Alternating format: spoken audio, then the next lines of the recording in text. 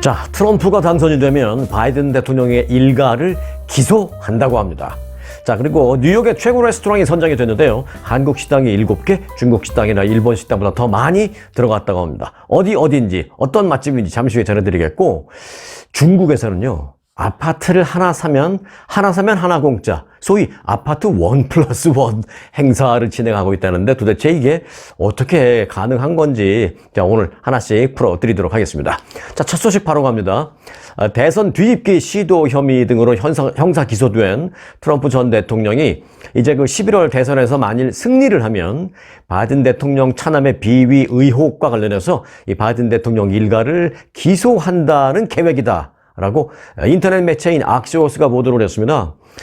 트럼프 전 대통령 측에서 종종 언급해요. 그러니까 이런 말이 처음 나온 건 아닌데요. 여기저기 취재를 해보니까 상당히 그런 부분에 대해서 구체적으로 준비하고 있고 상당히 현실성 있게 준비하고 있다라는 것을 이 악시오스라는 인터넷 매체가 지금 취재해서 보도를 한 겁니다. 자, 트럼프 전 대통령 측에서 종종 언급해온 사법 보복. 그 칼바람이 그냥 지나가는 그런 말이 아니라 실제로 아주 신중하게 검토되고 있다는 것입니다. 이 트럼프 대선 캠페인과 가까운 한 소식통에 따르면 이 바이든의 법무부로부터 트럼프 기소와 관련해서 지금 현재 트럼프 전 대통령이 여러 가지로 지금 형사 기소되어 있잖아요. 그러니까 그것을 현 정부의 법무부, 그러니까 바이든의 법무부로 보는 거죠. 트럼프 쪽에서는. 그래서 바이든의 법무부로부터 트럼프가 지금 받는 이런 모든 것들을 트럼프가 만일 당선이 되면 트럼프의 법무부로부터 바이든이 볼 수 있을 것이다. 그걸 곧 직면하게 될 것이다. 그렇게 말을 하고 있습니다. 자, 트럼프 전 대통령 측에서 바이든 일가를 형사재판에 세우려고 하는 그런 사안은 이 바이든 대통령의 차남이죠. 이 헌터 바이든의 비리 의혹입니다. 헌터가 아버지가 바이든 부통령 시절에 그때 오바마 대통령 때 부통령 했잖아요. 그 부통령 시절, 그러니까 연도 수로 본다면 2009년부터 시작이 돼서 2017년까지 그 기간 동안에 우크라이나 한 에너지 기업의 임원으로 이 바이든 그 당시 부통령의 아들 헌터 바이든이 거기 임원으로 일하면서 아버지의 영향력을 활용해서 부당한 이득을 취했다라는 이제 그런 의혹이죠.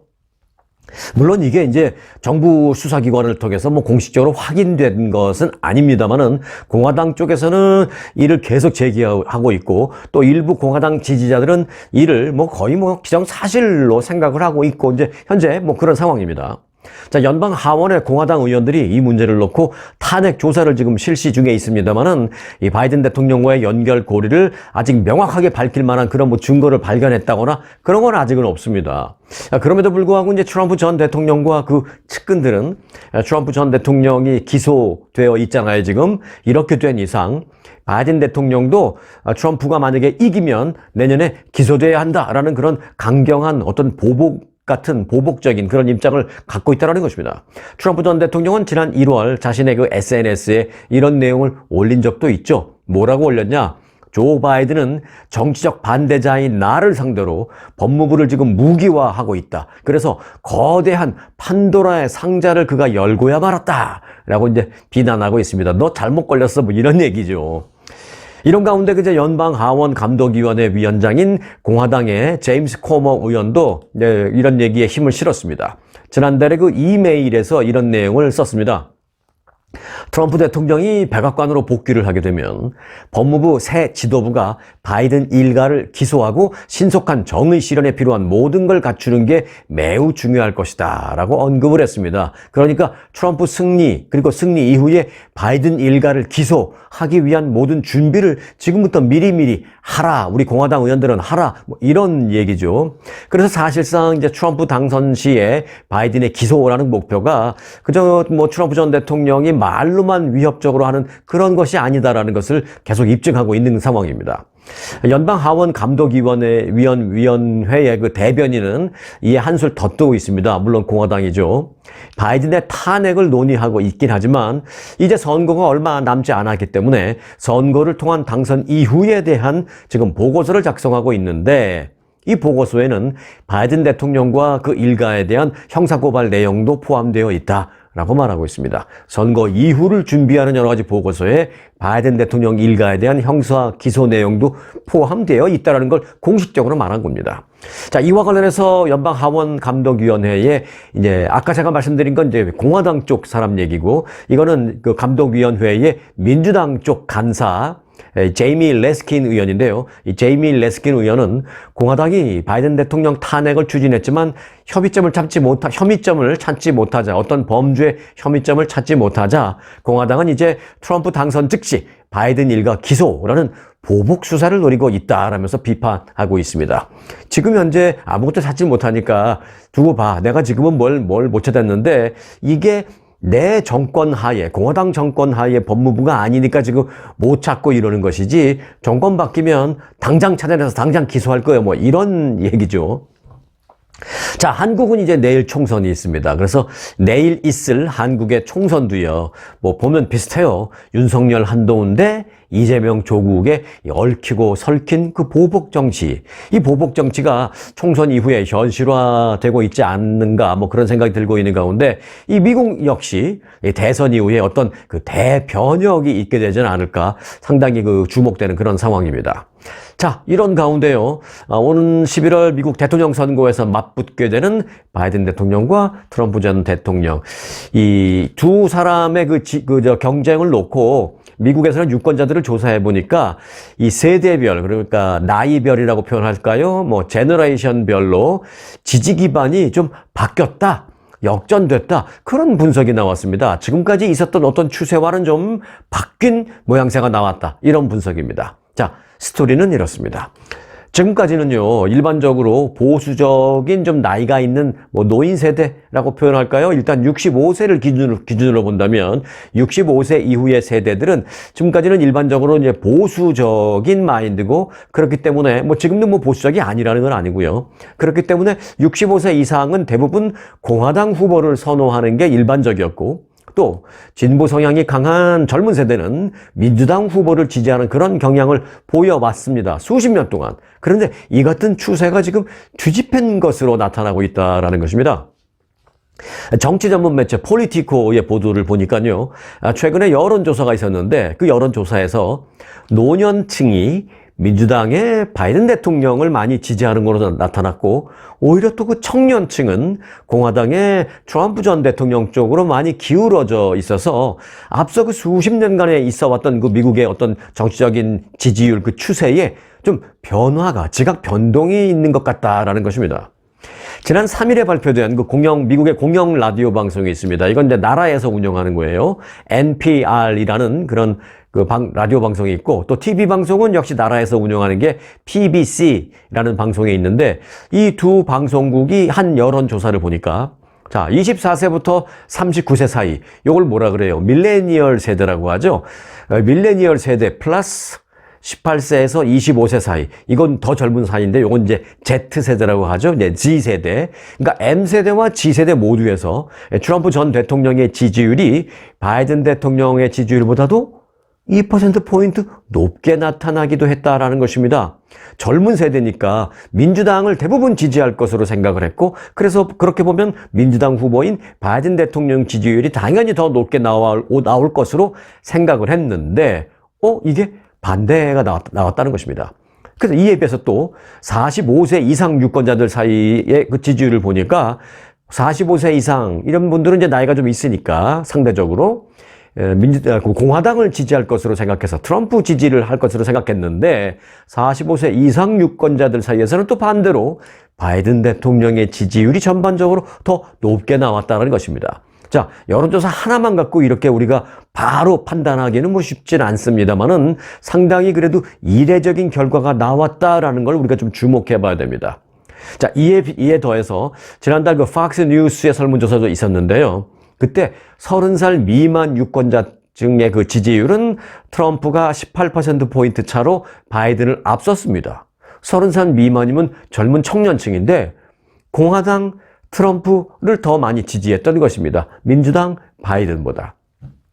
하나 더 있습니다. 또 2월 말 뉴욕타임스의 여론조사 결과 바이든 대통령의 그 65세 이상 유권자층 지지율이 트럼프 대통령보다도 9%포인트 높게 나왔습니다. 바꿔 말하면 뭐 사람 이름을 후보 이름을 안 하고 제가 정당별로 얘기하면 뉴욕타임즈 지난달에 그 조사의 여론조사 결과를 보면 65세 이상 사람들이 민주당 지지를 더 많이 했다라는 것입니다. 이렇게 하면 확 와 닿으시죠. 65세 이상 일종의 그 노인 세대들은 대부분 공화당을 지지할 것으로 생각했고 실제로 과거까지는 계속 그래왔는데 이번에 여론조사에서 이상한 지각 변동이 눈에 보이기 시작했다라는 것입니다. 그렇다고 해서 뭐 노인 세대들이 공화당에서 민주당을 지지를 다 했고 청년들은 여전히 민주당, 그게 아니라 이걸 서로 좀 맞바꾼 듯한 그런 모양새가 나왔다는 것입니다. 자, 65세 이상 유권자가 바이든 대통령에 대한 지지를 많이 했다라는 것은 공화당이 아닌 민주당에 표를 던진다라는 의미이기 때문에 일단 관심을 끌고 있습니다. 반면에 또 트럼프를 지지하는 젊은 층에 대한 변화도 또 볼 수 있다라는 것입니다. 자, 최근 월스트리트 저널 여론조사에 따르면 바이든 대통령의 30세 미만 유권자 지지율은 50%로 나타났습니다.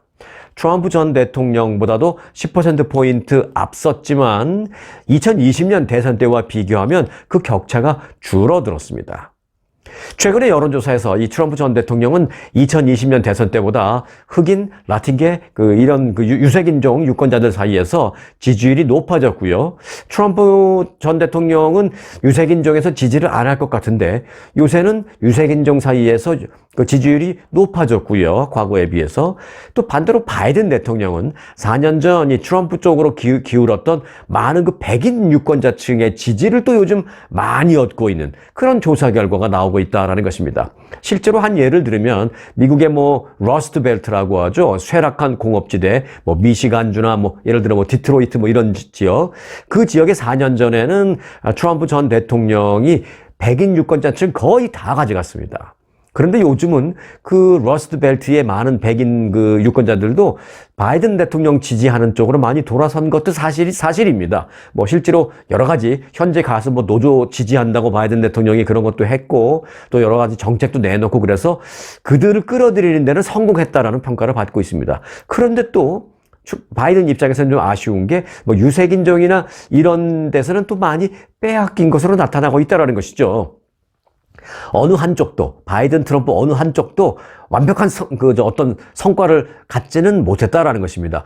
하나 얻고 하나 뺏기고 뭐 이런 정도 지금 일종의 맞바꾼 것 같은 느낌입니다. 자, 이와 관련해서 그 폴리티코 정치적 전문 매체죠. 폴리티코는 이것이 세대별 지지율 변화를 나타내는 하나의 신호탄이라면 바이든 대통령 입장에서는 나쁘지 않은 맛교환이다. 이렇게 분석을 했습니다. 왜 그렇게 분석을 할까요? 예를 들면 청년층 투표율이 노년층보다 훨씬 낮기 때문에 청년층의 지지율은 조금 내줘도 괜찮다라는 것이죠. 가능하면 노년층 지지율을 끌어들이는 게 좋다라는 것이죠. 왜? 노년층들은 가능하면 투표를 열심히 합니다. 시간들도 좀 있고요. 그리고 어떤 마음도 적극적이고요. 그런데 이제 젊은 층은 말만 떠들고 뭐 그러지 막상 투표할 때 되면 뭐 회사 일 때문에 바빠서 자기 뭐 연애하기 바빠서 뭐 저녁에 끝나고 어디 놀러 가기 바빠서 이런저런 일 때문에 말만 그렇지 실제 투표장으로 가는 확률은 노년층보다는 젊은층이 낮다라는 거예요. 그래서 젊은 층을 좀 뺏기고 노년층을 조금 걷어들인 바이든 입장에서는 이게 나쁘지 않은 맞바꿈이다라는 그런 분석도 있습니다.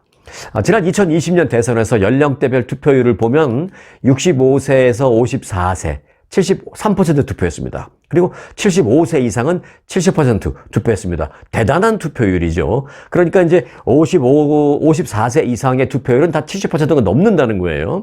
그런데 25세 미만의 투표율은 48%에 그쳤습니다. 이런 걸 봐도 아까 그 분석이 어느 정도는 설득력이 있습니다. 그런데 이제 다른 의견도 있어요. 여론조사 결과가 정확한 여론을 반영하지 못하고 있을 가능성도 있다. 이런 지적도는 있기는 합니다.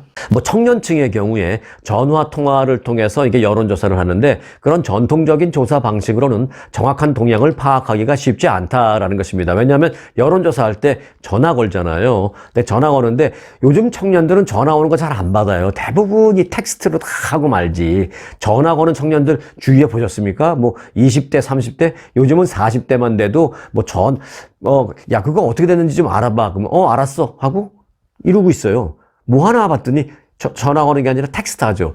이제 뭐 60세 이상, 70세 이상 이 정도 되면 무슨 뭐 좀 알아봐 그러면 아, 알았어 하면서 바로 전화 걸잖아요. 전화 안 걸면 답답하죠. 언제 이걸 답이 오는 걸 기다려. 그냥 전화 걸고 말지. 이런 마음을 갖고 있는데 요즘 젊은 사람들은 전화 걸고 받고를 많이 안 하고 다 텍스트로 하는데 여론조사는 전화를 걸잖아요. 그래서 이제 전화를 청년들이 많이 안 받는 경우도 있고 받아도 전화로 이렇게 얘기하고 그런 거를 오래 하는 걸 싫어해요. 그냥 빨리빨리 끝내죠. 이런 점에 있어서 이런 전화로 하는 여론조사가 사실은 정확성이 지금부터 앞으로는 좀 떨어질 그런 가능성이 있다. 앞으로는 더 그렇다. 뭐 이런 얘기도 좀 있습니다. 그래서 여론조사에 오류 발생 가능성이 있다라는 그런 의미도 있습니다. 그러니까 이런 어떤 지지층의 맞바꿈이라고 제가 여태까지 열심히 말씀드린 것도 사실은 이제 올 11월 대선이 끝나고 나면 아 그게 아니었구나. 전통적인 그 추세 그대로였는데 여론조사 방식에 문제가 있었구나. 뭐 그렇게 끝날지도 모르겠지만 일단 지금 몇 가지 나오는 여론조사를 좀 분석해보면 참 희한한 그런 현상을 발견할 수는 있었다라는 말씀 거기까지 드리겠습니다. 여러분들의 마음은 좀 어떤지 모르겠어요. 혹시 여러분들 60세 이상이신데 그동안은 공화당 지지를 하는 마음이 있었고 그래서 당연히 뭐 트럼프 지지하는 마음이 있었고 그런데 요즘은 좀 바뀌셨나요? 그래서 공화당이 아니라 민주당으로 갈아타는 게 아니라 트럼프가 아니라 그냥 할 수 없이 바이든 뭐 이런 식의 마음을 가지신 분 계시나요? 그렇다면 이 여론조사가 아마 여러분들과 좀 맞을 것이고 또 여러분들이나 또 여러분들의 주변 사람, 지인들, 가족 중에 젊은 사람이 있다면 그 젊은 사람이 과거에는 뭐 바이든을 지지하고 민주당을 지지하고 했었는데 요즘 이렇게 보니까 갑자기 또 어느 날 트럼프를 지지하는 모습을 보이고 이런 걸 좀 보셨나요? 그렇다면 이 여론조사 현상이 연결이 될 수도 있다라는 그런 생각을 갖게 됩니다. 자, 잠시 후에는요, 뉴욕 최고의 레스토랑에 선정된 한식당 소식 등을 좀 전해드리겠습니다. 어떤 것이고 어떤 맛있는 맛집들인지 그리고 일식당, 중식당보다 한식당이 더 많이 선정됐다고 하는 기분 좋은 소식인데요. 잠시 후에 전해드리겠습니다. 자, 저는 30초 후에 돌아오겠습니다. 초특급 아주투어 모국 관광 우렁쌈밥, 대통밥과 꼬막정식 대명 롯데호텔 저녁 만찬 뷔페 초특급 호텔과 호텔 식사로 모시는 아주투어 세계 7대 자연문화유산 제주 아주만의 초특급 롯데와 신라호텔 금수강산 그리운 추억 부산 해운대 경주 설악산의 모국관광 친절하고 재밌는 가이드는 아주의 자랑 먹기행 맛기행 호텔도 최고 식사도 최고 모국관광은 역시 1등 아주 투어. 자, 뉴욕타임스가 선정했습니다. 2024년 뉴욕 최고의 레스토랑 100곳을 선정했습니다. 그런데 여기 한식당 7곳이 이름을 올렸습니다. 100곳 중에 7개? 생각보다 적네? 뭐 하실 수도 있죠. 그런데 이게 중식당이나 일식당보다도 더 많이 올라간 거예요. 그래도 맨하튼 중심에 위치한 아토믹스는 전체 4위에 올랐습니다. 뭐 아토믹스 저는 안 가봐서 어떤 식당인지는 모르겠습니다만은 전체 4위에 올랐습니다. 그래서 이게 아토믹스라는 식당이 미국 식당이 아니에요. 한식당입니다. 전체 4위에 올랐습니다. 한식당 가운데서는 가장 높은 순위를 차지한 거죠. 자, 아토믹스 맨하탄 한복판에 있다고 합니다. 잘 기억해 놓으시고요. 그래서 그리고 이제 또 아토보이라는 식당도 있고 또 옥동식이라는 식당도 있고 또 오이지미라는 식당도 있습니다. 오이지 뭐 잘 아시죠? 오이지 거기다 한 칸 띄고 미라는 그런 식당입니다. 오이지미. 자, 이 식당인데 이 식당들도 100대 명단에 새롭게 진입을 했습니다. 뉴욕타임즈 음식평론가인 피트 웰스는요, 최근에 이 한국 식당 7곳을 포함해서 2024년 뉴욕 최고의 레스토랑 100곳을 선정해서 공개했습니다. 피트 웰스는 선정된 업체들로부터 무료 음식을 제공받은 적은 없다라고 밝혔습니다. 이거 좀 공평성을 잃을까봐, 형평성을 잃을까봐 이제 그런 게 사실 궁금하죠. 뭐, 무료 음식 제공받은 거 아냐? 뭐, 혹시 돈 받은 거 아냐? 뭐 이런 생각할 수 있는데 돈 받은 것까지는 뭐 미국에서는 저는 그렇지 않다고 생각하고요. 뭐 무료 음식이나 어떤 베네핏 정도는 제공받은 거 아냐라는 생각을 할 수 있는데 그런 거 전혀 없습니다. 나는 거기 가서 밥도 공짜로 먹지 않고 다 돈 내고 먹었습니다. 그리고 공정하게 선정했습니다. 이제 이렇게 얘기하고 있습니다.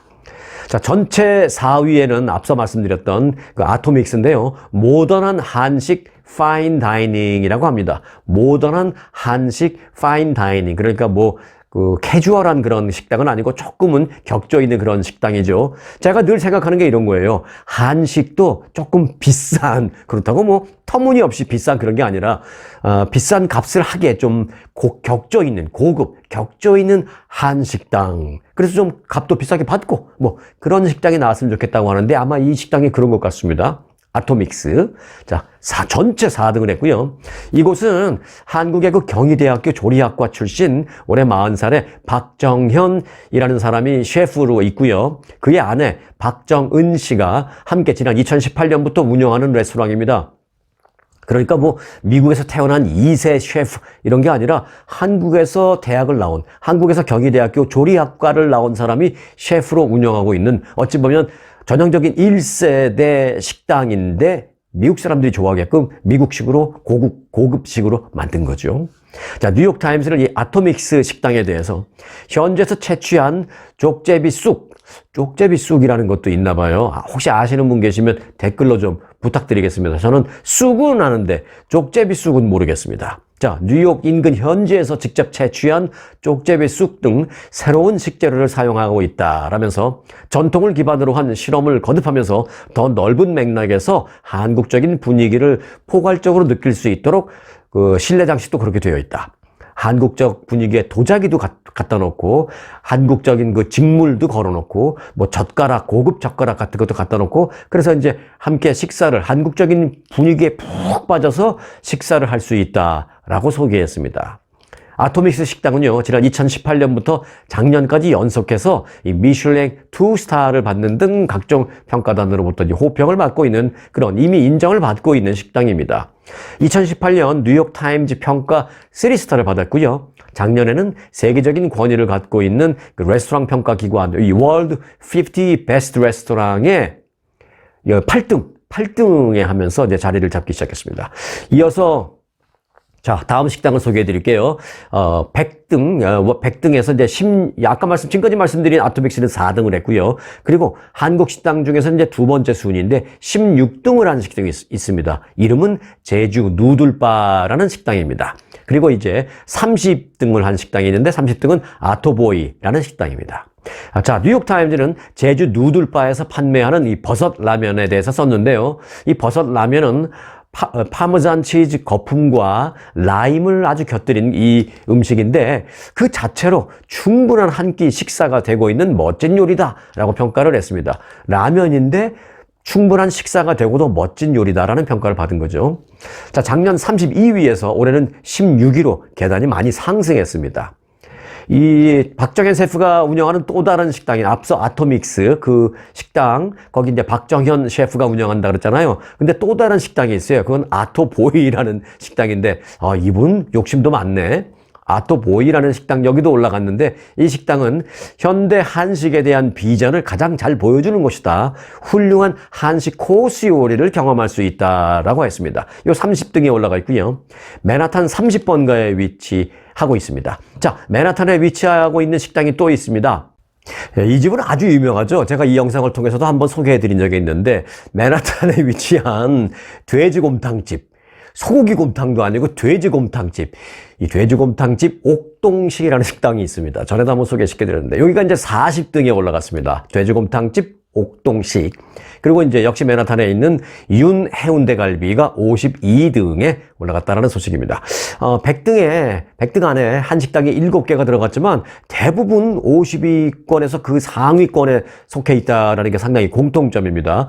100등 중에서 뭐 7개 올라갔다 그래도 뭐 70등, 80등, 90등에 있는 게 아니라 4등서부터 뭐 16등, 30등, 40등, 최하위 가장 낮은 게 윤 해운대갈비가 52등, 상당히 상위권에, 절반 이상 상위권에 한국 식당이 자리 잡고 있습니다. 뉴욕타임즈는 작년 12월 이 옥동식에 앞서 말씀드렸던 그 돼지곰탕을 올해의 뉴욕 최고의 요리 8개 중에 하나로 선정한 바 있습니다. 저는 이게 참 아직도 잘 이해가 안 돼요. 사실 저도 뭐 한식 물론 좋아합니다만은 돼지곰탕은 아직도 저도 좀 익숙치가 않은데, 물론 굉장히 맛있게 만들어야 돼요. 이게 냄새도 나면 안 되고 뭐 그렇기 때문에 상당한 기술력이 요구되는데, 이 미국 사람이 이 돼지곰탕을 맛보고 맛있다고 극찬을 할 수 있을까라고 저도 좀 의아스럽긴 한데, 여하튼 뉴욕에서 8개 탑 8 그 요리에 선정이 됐습니다. 그 옥동식의 돼지곰탕이. 자, 그래도 뉴욕타임즈는 이번에도 옥동식을 그 뉴욕 정찬에서 가장 가치 있는 곳으로 만드는 요리는 이 돼지곰탕집이다 라면서 그릇마다 이 고슬고슬한 흰 쌀밥과 아주 얇게 썬 돼지고기가 이 곰탕 안에 담겨져 그렇게 나오고 있다라고 표현을 했습니다. 또 이렇게 표현하니까 또 갑자기 맛있어 보이네요. 네, 침 넘어가네요. 잘 만들면 맛있죠, 돼지곰탕도. 자, 이번에 100대 목록에 처음 올라온 식당이 있는데요. 그게 이제 오이지 미라는 식당이 있는데 70 요거 하나만 조금 하위권이에요. 77위. 자, 뉴욕타임스는 이 오이지 미에 대해서 가죽 시트 의자, 그리고 그 식당의 그 인테리어가 벨벳 커튼, 둥근 멋진 다이닝 테이블에 화려한 대리석 바는 20세기 중반의 만찬 클럽을 떠오르게 한다. 20세기 중반의 유럽의 어떤 멋진 만찬 클럽을 떠오르게 한다라고 표현을 했습니다. 이 집은 이제 맛도 맛이지만 인테리어가 아주 좋은 평가를 받았나 보죠. 뉴욕 퀸즈에 위치한 이 마포 코리안 바베큐라는 곳도 있는데요. 여기가 하나 더 올라갔네요. 91등으로 기록이 됐습니다. 자, 선정 작업을 주도한 그 음식 평론가 피터 웰스라는 사람은요, 대도시인 뉴욕의 지역과 사람들을 대표하고 배고프고 호기심 많은 고객들이 방문할 가치가 있는 100개의 레스토랑을 찾으려고 오랜 시간 동안 노력을 해서 선정을 했다라고 이렇게 기준을 밝혔습니다. 뉴욕에 사시는 분들 좋겠습니다. 맛있는 데 많이 가보시기 바라겠습니다. 또 혹시 제가 지금 말씀드린 데 중에서 가보신 식당이 있으시면 그 후기를 댓글로 좀 보내주시면 저희가 함께 좀 그 분위기나 여러 가지 좀 마음을 공유하도록 하겠습니다. 기다리겠습니다. 자, 사우스웨스트 항공 소속 보잉 737. 여기서 보잉이 또 나오죠. 네, 보잉이 문제를 또 일으켰어요. 보잉 737-800 여객기가 이륙 도중에 엔진 덮개가 떨어져 나가는 사고로 역시 회항을 했습니다. 이 보잉이 요즘 자꾸 그 부품이 자꾸 떨어져 나가는 일이 잦습니다. 사우스웨스트 항공은 지난 7일 오전 휴스턴행 3695편 여객기가 콜로라도주 덴버 공항 이륙 도중에 엔진 덮개가 분리된 뒤에 날개 플랩을 치는 그런 사고가 발생했다고 합니다. 그래서 여객기는 이륙 후 25분 만에 긴급 회항했습니다. 이륙 당시 여객기에는 승객 135명과 승무원 6명 등 모두 141명이 탑승하고 있었는데 이 사고로 인명피해는 없었습니다. 회항했으니까. 이번에 사고가 발생한 기종은 말씀드렸던 대로 보잉 737-800 기종으로 최근에 그 잇따라 사고를 계속 내고 있는 보잉 737 그 맥스의 친구, 형제 기종입니다. 자, 그래서 이제 보잉이 계속 문제가 되고 있는데, 한편 그 지난달 22일에는요, 텍사스 포트 로더데일 공항을 이륙한 사우스웨스트 항공 소속 역시 보잉 737-800 여객기였습니다. 이게 이제 보잉 737이 문제예요. 그때는 이 엔진 문제로 이 회항을 하기도 했었습니다. 최근에 들어서 이제 말씀드린 대로 보잉 여객기에 부품이 떨어져 나가거나, 엔진에 갑자기 불이 나거나, 이런 그 사고가 잦아서 지금 보잉이 문제입니다. 그래서 한국에서는 이런 얘기도 있어요. 보잉 여객기가 문제를 일으켰다라는 얘기가 나오면 보잉이 보잉했네, 보잉이 또 보잉했네, 이런 소리가 있습니다. 얼마나 이걸 무시하는 그런 유행어입니까? 물론 한국에서 있는 얘기긴 합니다만은 미국에서도 아마 그런 비슷한 얘기를 하고자 남을 거다라는 그런 생각이 들고 있기도 합니다. 자, 이번에는 이제 LA 지역에 계시는 분들 좀 참고해 주세요. LA 공항 갈 때 지금 굉장히 밀립니다. 이번 주 한 주간 내내 LA 국제공항 진입로 공사 때문에 극심한 교통 혼잡이 예상돼서 이용객들의 그 사전 대비가 요구되고 있습니다. 최근 공항 측은 이번 주에 공항 통행량이 가장 많은 도로 가운데 하나인 센츄리 블루버드에서 공사를 시작한다고 밝혔습니다. 공사는 오는 12일 금요일까지인데 매일 아침 7시부터 저녁 7시까지 이어지게 됩니다. 이번 공사로 인해서 해당 센츄리 블루버드 일부가 통제됩니다. 이 센츄리 블루버드라는 것은 LA 계신 분들은 다 아시죠? 공항 가려면 다 거길 그 센츄리 블루버드를 통해서 갑니다. 자, 서쪽 방향의 경우에는 3개 차선을 막고요. 동쪽 방향의 경우에는 2개 차선을 막게 된다라고 합니다. 자, 공사는 이 LA 공항이 현재 진행 중에 있는 현대화 공사 때문에 지금 이게 문제가 되고 있는 것입니다. 그러니까 땅 파고 이런 딴 것 때문이 아니라 앞으로 이 LA 공항을 더 현대화하기 위한 그 공사의 일환입니다. 지금 300억 달러 규모의 시설 현대화 작업이 진행되고 있는데 그것의 일환으로 있는 거니까 조금 불편해도 우리 LA 사람들 좀 참아야 되겠습니다. 지난달 LA 공항 내 차량 정체를 심하게 일으킨 적이 있었는데 그 심하게 일으켰던 자동 승객 운송 시스템 공사도 여기에 포함되고 있습니다. 이제 지금 조금만 우리가 좀 고통을 견디고 나면 LA 공항이 상당히 현대화가 될 것 같고요. 그렇게 되면은 차량 정체도 상당히 해소될 수 있으니까 조금만 좀 참아야 되겠습니다. 자, 오는 금요일까지 LA 공항에 갈 일이 있을 경우에는 이 심각한 교통 혼잡에 대비해서 좀 서둘러 출발하는 게 좋겠다라는 생각입니다. 근데 바이든 대통령이 오는 11월 대선을 앞두고 자신의 주요 공약인 학자금 대출 탕감 계획을 또 발표했습니다. 이게 한꺼번에 발표한 게 아니라 요번에는 요런 사람 탕감해 줄게. 요번에는 요런 사람 탕감해 줄게. 벌써 몇 번 했는데 요번에 또 추가로 발표가 나왔습니다. 자, 이번에는 어떤 사람이느냐? 바이든 대통령은 이 대선 경합주인 위스콘신주 매디슨에서 미국인의 생계 비용 낮추기라는 제목의 주제로 연설을 했는데 이 연설을 통해서 새로운 학자금 대출 탕감 계획을 발표했습니다. 자, 이에 따르면 연간 소득이 개인일 경우에는 12만 달러 이하, 그리고 부부일 경우에는 부부 합산해서 24만 달러 이하의 소득자는 대출금을 제때 갚지 못해서 지금 쌓여있는 그 이자를 최대 2만 달러까지 탕감해 주겠다라는 것입니다. 또 아울러 그 외에 다양한 조치를 통해서 400만 명 이상의 그 채무를 전액 탕감하겠다라고 밝혔고요. 또 1000만 명에 대해서는 최소 5,000달러씩의 채무가 감축될 수 있도록 하겠다라고 밝혔습니다. 자, 그와 더불어서 이 대출금을 대학 졸업자는 20년 이상 잘 갚아왔거나 또는 대학원 졸업한 사람은 25년 이상 잘 갚아온 그런 사람들은 남아있는 액수를 전액 탕감해주는 방안도 발표를 했습니다. 20년 대학 졸업하고 나서 학자금을 20년 이상 계속 잘 갚아왔다면 그동안 수고했네.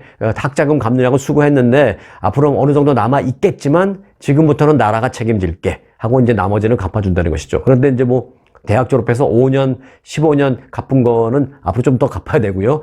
대학 졸업자는 20년 이상 갚아왔다. 성실하게. 그러면 나머지는 탕감. 대학원 졸업자는 25년 이상 갚아왔다. 나머지는 탕감해준다는 것입니다. 자, 이번 탕감안의 수혜자의 규모는 무려 2,300만 명에 이를 것으로 추정됩니다. 이들이 다 바이든 대통령에게 한 표 던질 수 있을 것으로 생각해서 이런 게 다 나오는 것이죠.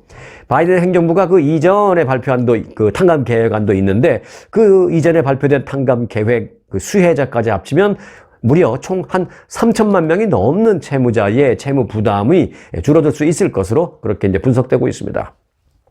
이게 이제 고스란히 표로 이어진다면 어마어마한데요. 그래서 현직 대통령이 다음 임기를 하기 위해서 이제 선거를 하면서 떨어지는 경우가 사실 굉장히 드물거든요.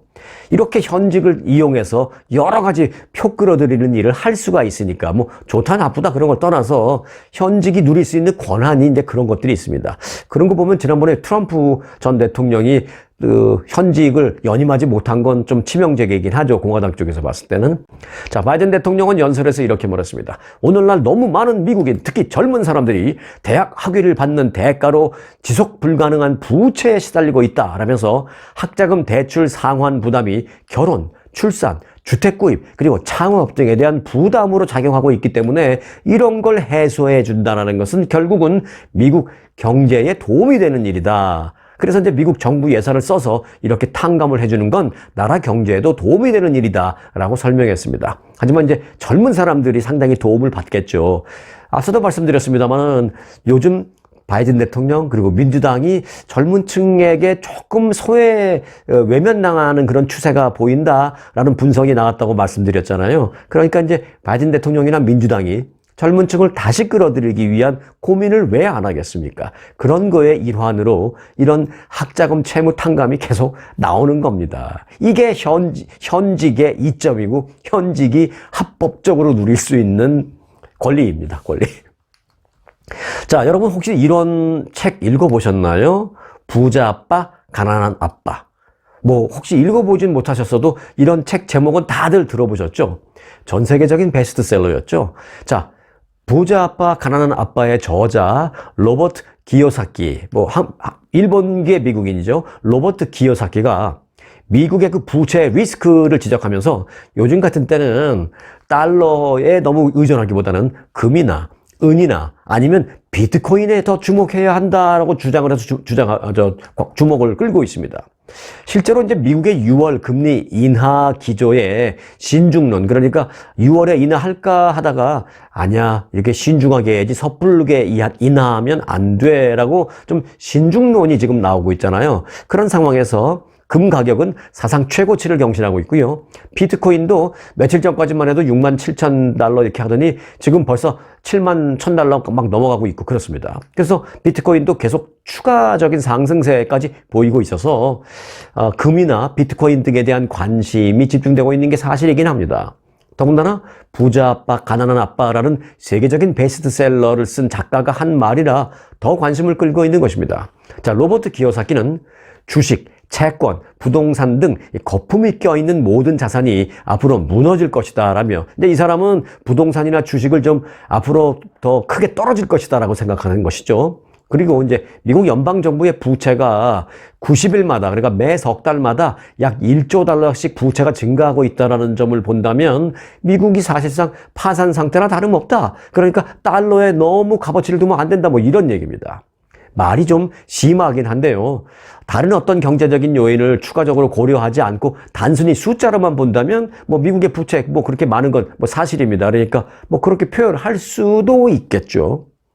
로버트 기요사키는 투자자들이 스스로를 지키기 위해서는 달러 같은 가짜 화폐, 이것은 이제 가짜 화폐라고 이 사람은 아주 뭐 심하게 표현을 하네요. 저는 이제 가짜라는 말은 뺄게요. 달러 같은 그 화폐에 의지해서는 안 된다라면서 결국 이제 재산을 보호할 수 있는 건 실질적인 가치가 있는 금이나 은 또는 여기에 더해서 비트코인까지 그렇게 생각을 해야 될 것이다 라고 말하고 있습니다. 그런데요, 자, 이제 로버트 기요사키의 이런 주장에 대한 반박도 적지 않습니다. 이 로버트 기요사키의 말을 제가 쭉 말씀을 드리는 중간중간에 여러분들도 야, 그 사람 말 너무 심하게 하네, 너무 위험한 발상 아니야? 라고 생각하신 분 계시나요? 네, 그런 생각하시는 분들이 또 적지 않다는 얘기입니다. 이 반박이 많이 있는데 일부 이제 경제학자들은요, 미국의 경제를 아무리 지금 신뢰하지 못한다 하더라도 비트코인 같은 그런 가상자산에 올인을 했다가는 벼락 부자가 아니라 벼락 거지가 될 수도 있다라면서 신중함이 무엇보다도 중요한 때이다 라고 강조하고 있습니다. 한마디로 딱 깔끔하게 이렇게 정리를 했습니다. 그러나 누구 말이 맞다 안 맞다의 그 차원이 아니라 그렇게 한마디로 이론을 반박을 한 겁니다. 벼락 부자도 될 수 있지만 벼락 거지도 될 수도 있다라는 말이 저는 상당히 공감이 됩니다. 네. 신중함이 중요하다라는 말도 더 역시 또 100% 동의하는 바입니다. 자, 한국 소식 짧게 두 가지 전해드리겠습니다. 이 오세훈 서울시장이 오는 10월부터 운행하는 이 수상 대중교통 한강 리버버스, 한강을 일종의 빨리 달리는 배인데요. 이걸 리버버스라고 표현한 겁니다. 한강을 여기서 교통이 도로는 복잡하니까 여기서 이렇게 도로로 안 가고 여기서 한강에서 배 타고 확 가서 여기서 내리는 거죠. 한강 리버버스의 선착장 예정지가 있는데 여기를 방문해서 현장 점검을 했습니다.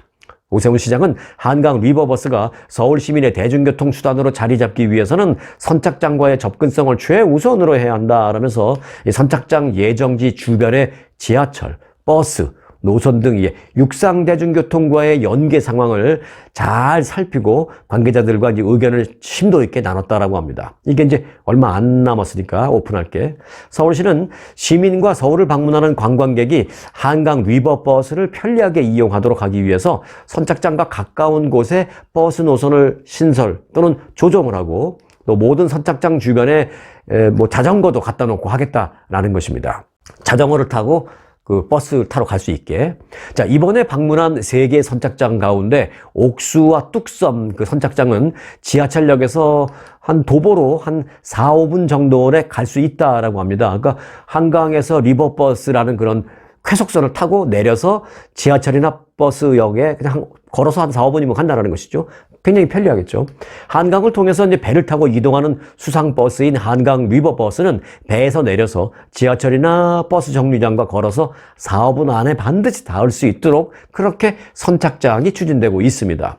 그런데 이제 말씀드린 대로 현재로서는 옥수, 뚝섬, 그리고 지금 추가로 잠실 선착장이 예정돼 있습니다. 나중에 이게 이제 10월 달부터 운항을 한다니까 혹시 10월 이후에 한국 가실 일이 있으신 분들은요, 이거 한번 호기심이 있으시면 한번 타보시기 바라겠습니다. 한강에서 쾌속선인데 이제 부르기는 한강 리버버스 타고 여기서 내려서 뭐 잠실에서 택시 타고 다시 가든가 뭐 지하철 타고 가든가 그렇게 가면 되겠습니다. 자, 충청남도 출신들 계십니까? 네, 충청남도가 저는 미리 말씀드리겠는데 아주 좋은 정책을 지금 시행하고 있습니다. 충청남도가 방치되어 있는 그런 빈 집을 찾아서 정비를 해서 청년들이나 신혼부부에게 공짜 또는 아주 저가로 임대를 해주기도 하고 또는 뭐 그냥 쉼터로 만드는 그런 사업을 추진하고 있습니다. 지난해 상반기 기준 충청남도 내의 빈집은요, 총 4,800여 채가 있다는 것입니다.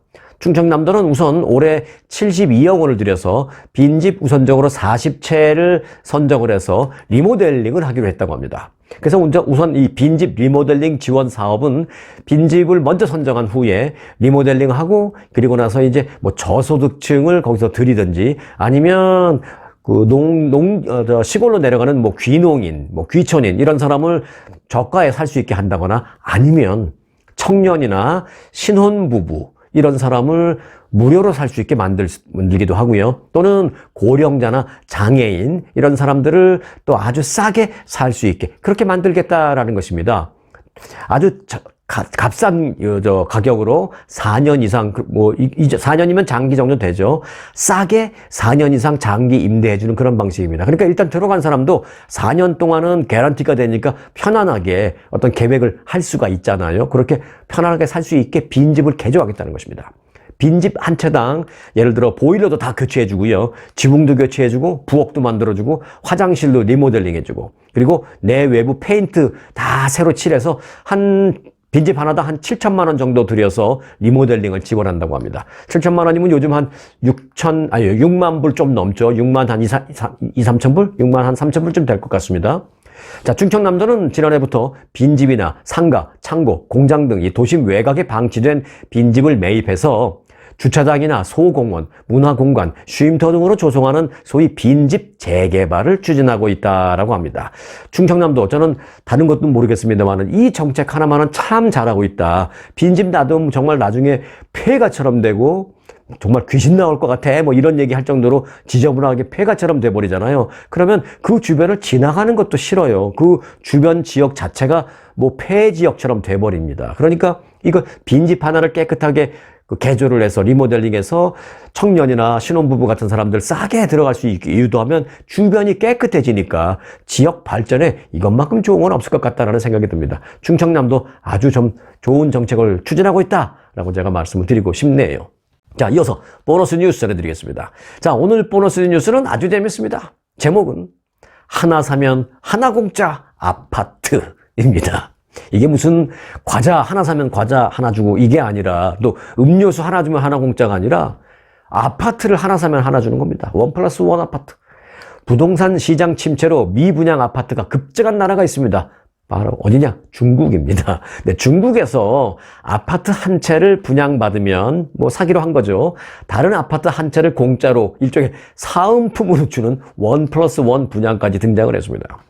중국 경제매체 차이렌사에 따르면 한 부동산 개발 회사가요, 이 베이징 퉁저우구에 77평방미터의 아파트를 분양받으면 산둥성 옌타이시에 그보다 더 큰 108평방미터의 더군다나 오션뷰 아파트를 증정하는 1+1 마케팅을 실시하고 있습니다. 이 베이징 동남부의 퉁저우구는요, 아주 시골 아닙니다. 베이징에 있는 곳입니다. 베이징 인근입니다. 퉁저우구는 천안문에서 한 20km 정도밖에 떨어지지 않은 곳입니다. 마일로 한다면 한 15마일 정도니까 뭐 베이징 뭐 도심 바로 인근이죠. 아주 좋은 지역이죠. 그렇게 따지면 거기에 있는데 더군다나 여기는 이제 미국의 유명한 유니버셜 스튜디오가 거기 들어가서 또 있습니다. 그런데도 이제 아파트가 안 팔리니까 이러는 거예요. 자, 투룸 아파트 분양가는 431만 위안이라고 합니다. 달러로 제가 환산을 해보니까 대략 한 70만 불 정도 됩니다. 뭐 싸다고 생각할 수는 없지만 베이징의 다른 아파트에 비하면 절대 비싼 게 아닙니다. 다 100만 불 넘어가죠. 베이징 중심가에는. 근데 70만 불 정도인데 여기 이제 베이징 조금 떨어졌다는 것, 그리고 지금 중국의 여러 가지 경제 상황 때문에 이 아파트가 안 나가는 거예요. 그래서 이제 무료로 하나를 더 주겠다는 것입니다. 그래서 무료로 증정되는 옌타이의 그 오션뷰 아파트는 좀 더 크지만 지역이 좀 더 멀리 떨어져 있는 곳이니까 55위안입니다. 달러로 본다면 한 9만 달러 정도 안팎으로 추정되고 있습니다. 그래서 70만 불짜리 하나 사면 9만 불짜리 조금 시골에 있는 오션뷰 아파트를 더 큰 건데 주는 거예요. 이거 굉장히 좋을 수도 있죠. 예를 들어서 부모님이 이거 하나 사서 하나 더 받으면 뭐 아들을 주든지, 아니면 이걸 사서 하나 더 받으면 내가 시골에 있는 오션뷰 아파트에 살고 아들을 여기 살게 하든지, 부부가 뭐 이런 방식도 이제 하라는 것이죠. 그 해당 부동산 컨설팅 업체는 해당 아파트는 남향이 아니고, 중국 사람들 뭐 우리 한국 분도 그렇습니다만은 남향 좋아하잖아요. 근데 남향이 아니고 동서향이라고 합니다. 그래서 이제 안 나간다라는 거예요. 그래서 분양이 좀 쉽지 않아서 결국 이제 이걸 분양받으면 전액을 지불해야 하는 그런 조건 등에 사람들이 좀 싫어한다라는 것이죠. 남향도 아닌데 뭘 돈을 한꺼번에 다 내래. 안 사. 뭐 이런다는 것이죠. 그래서 이제 잘 팔리지 않아.